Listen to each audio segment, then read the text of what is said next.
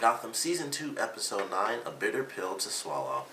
Definitely a fun episode for Jim. I think this one was like a really good one for him and us. We got to learn a little bit about the captain, and also the noises you guys might hear are going to be dogs, so I don't know if you could probably hear that already, but there are going to be dogs walking around during this review. But this is a good episode because we got to see an interesting side of Jim. Like, this was him being pushed pretty much to the limit, especially by the end of this episode.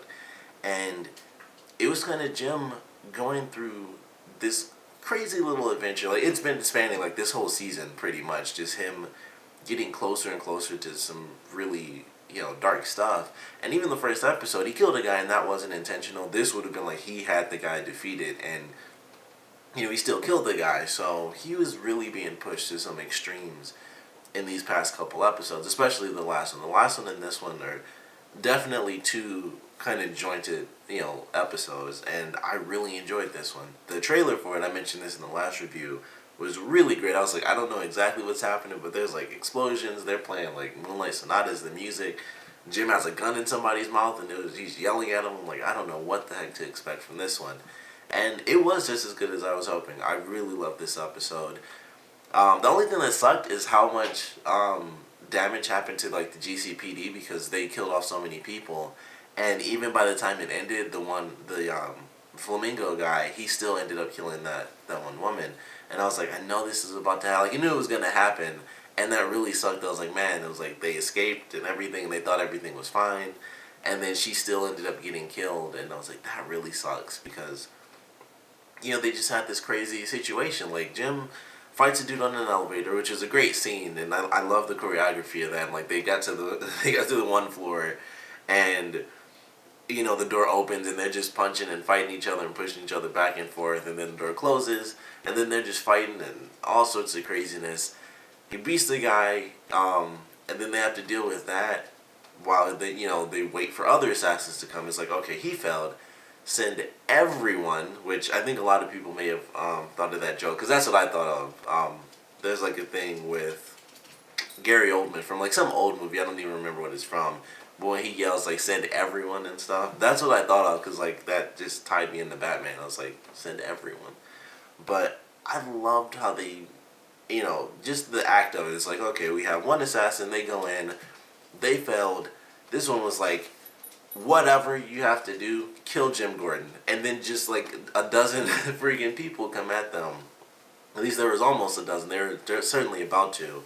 And, they lose the forensic guy because, they were kind of stupid to only be looking at the elevator if they knew. Because they'd been searching around the area, so it was like, they should have known that something was happening. Although Jim wasn't there, but I guess there are other cops there. They should have known that there's some way to get down to like the main area from the second floor or whatever.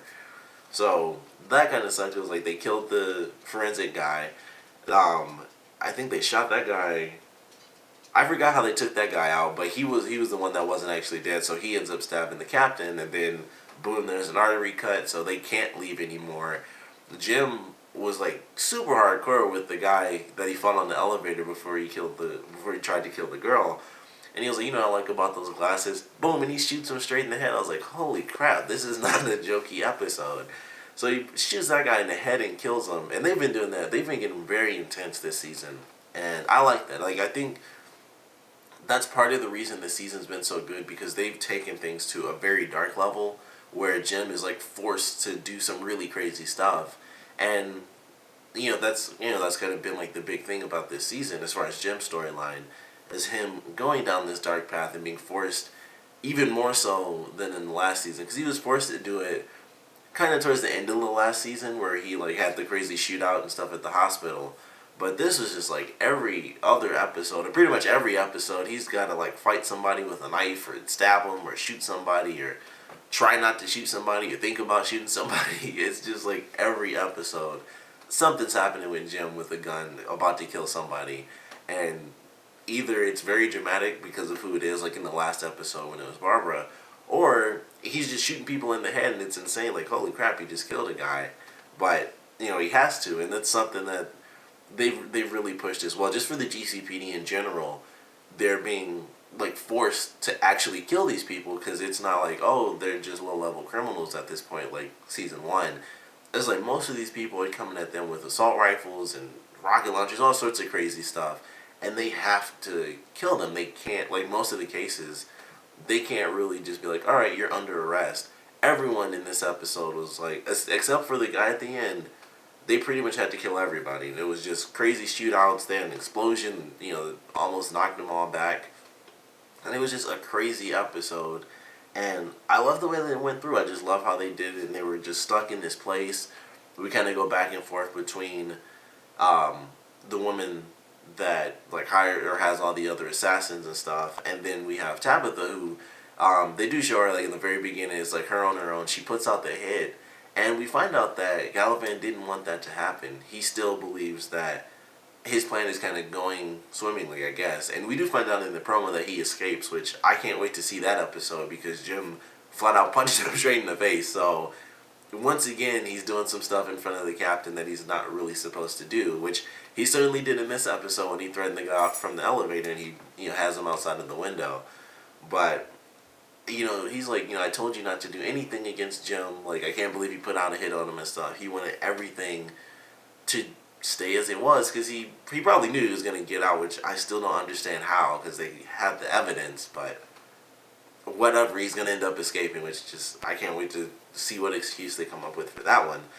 But he didn't want anything to happen. He was mad at Tabitha, which we've never seen, which I thought was interesting. And it was, she was mad because he hurt Barbara, and I thought, like, that's pretty interesting. It shows how close she really is to her, because it was always kind of iffy. Like, I know they were like kind of together, and it was sort of this weird relationship, but it was like, does she really care? And then this episode kind of proved that she actually does give a crap. It wasn't just like, oh, she's just fun to play with or whatever. She actually cared about Barbara, so that was pretty interesting. And Galavan being angry at his sister we've never seen. I wasn't surprised when he was like, things were supposed to go this way and then the city will be mine. And then she looked up and he was like, it'll be ours. It was like, that didn't surprise me whatsoever that he even said that. I was like, that's not even shocking to me. That's just him. I was like, I don't know why she was surprised. She shouldn't even have bothered to look up, because it's like, I don't think they're going to end up fighting by the end, but it was clear from the beginning that he was the one who was going to try to be in charge, and he doesn't exactly care. It'll probably, I don't know how it's going to play out when he can't be mayor, because it's all in the news and everything. It's like, oh, the mayor did this, or former mayor did this and that. So he's going to escape. He's not going to be mayor. No one's going to vote for him as mayor anymore, I would assume. I would hope, honestly. So I'm not sure how things are really going to play out once he escapes, but for now, he's like, he didn't even want Jim dead. So he's still got a plan that's going some sort of way. It's still in there. So it was it was pretty interesting to see that was his reaction to Tabitha putting a hit on Jim, because he still doesn't want him dead. And at this point, it's like, well, Jim knows about him and just everything that's happened. So I don't know what his plan is at this point, but it can't be good. Whenever someone's in prison and it's like, don't kill the person that knows all my secrets, that's not a good sign, because that means they have something else coming up. So I'm kind of looking forward to it, but I guess him just getting out on something, I just can't understand how he could possibly be let free when they have the mayor. It's not like he's going to be like, oh, nothing happened. He was locked up for like a month or something, or almost 2 months, something crazy like that. So don't know what they're going to do, but looking forward to that. The other side of this episode was really awesome too, with Riddler and Penguin working together, and Penguin's all, he's all messed up, but Edward like takes him to his house and everything, and he's like, hey, basically I brought you here because I want you to help me kill people. I want to, basically know how to get away with murder, and that's pretty much the whole thing with them. And I loved what Nigma did in this episode when Penguin was kind of freaking out and stuff, and he had the knife to him. He's like, you had your mother, but now that you don't have anyone, like, people that have lost the person they love are not under anyone's control. They can't be reasoned with. They can't be, they can't be threatened, with anyone else. They are their own person, and they do as they wish. And I love that thing. It was way better when he said it, because I super simplified it.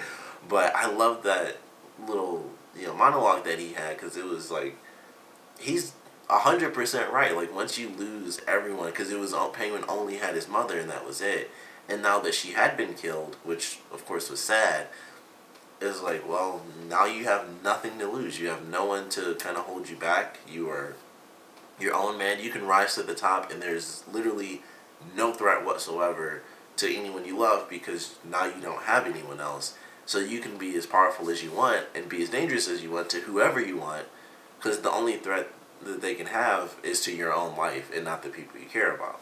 So I love that, and just them having the random dude tied up. I forgot what his name was, but them just having this random dude tied up, I thought was kind of funny, especially when they went to the closet to kind of take him out, and they opened the door, and so he's tied up in there, and then Penguin said something, and then you could hear that he was like, hmm? He was like, what? And like he said what or something, then he started to struggle. It was just really funny to me. Like you can't hear anything this guy says. You don't see his face whatsoever the entire episode. It's just, this is one of, Galavan's men. That's pretty much it. It's just a dude with the sack over his face and some tape, and he's just tied up the whole episode. Then he gets killed, and it was just crazy. So we're going to see, I don't know how it's going to work because it is still only the second season, but we do have Riddler and Penguin working together now. They are,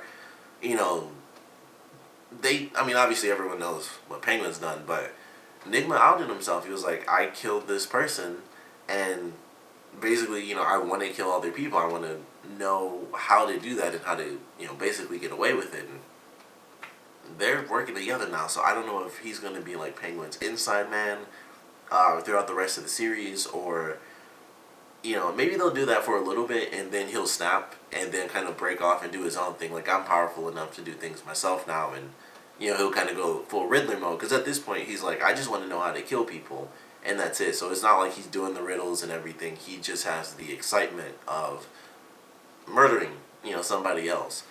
So it'll be interesting to see that evolution of their relationship, and also Nigma himself, because Penguin is already doing his own thing. So he's Penguin. He is Penguin at this point. He's just not as powerful as he normally is, but he's already doing his thing that he normally does in the comics. He's like one of the big leaders, and it's kind of fluctuating at this point, of course, because of Galavan. But he's already on his path. He's doing his thing.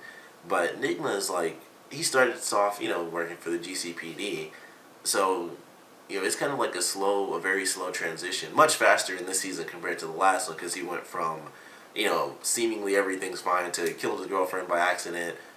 Crazy half of them did the first riddle on himself, and now he's, working with Penguin and wants to know how to kill people. So definitely, quick progression for this season, but really looking forward to what they do with him.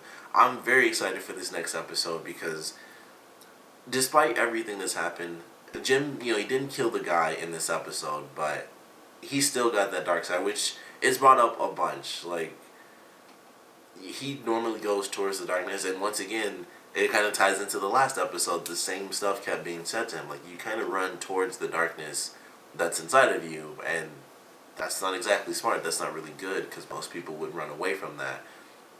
So I'm not sure how he's going to... I saw the preview, so I know he punches Galavan pretty much off the top, like, I'm going to get you, I'm going to get you. So that's going to happen, but looking forward to it. Definitely a fun episode, definitely insane. The one thing I did notice that was really weird is that Bullock was nowhere to be found in this scene. I'm like, this is weird. Like, it was Jim and the captain, and Bullock was like, no, he wasn't even in like a side scene where it's like, oh, he's, there, but he can't get to him or something. Like, nothing. He just wasn't in it. That was really weird. I always kind of hate when that randomly happens. I know it's, in that case, I would have to assume it's because they just couldn't get Donald Logue for that episode because something was going on. But it is always really weird, especially when it's an episode like this and it's like a flat out, it's a shootout type of episode. Even if they had like one scene where it's like, all right, Jim, we're going to get to you this way, that way, I'm going to coordinate this, and then we don't see him again, that would have been totally fine. But we kind of just got nothing, so it was a little off-putting. But definitely a fun episode. Of course, though, I want to know what you guys thought about it, so please comment below. Let me know your favorite parts, least favorite parts. And we had an interesting story from the captain in this episode where he talks about the line, kind of being crossed and at some points not exactly existing almost by accident or just because of the situation you're in.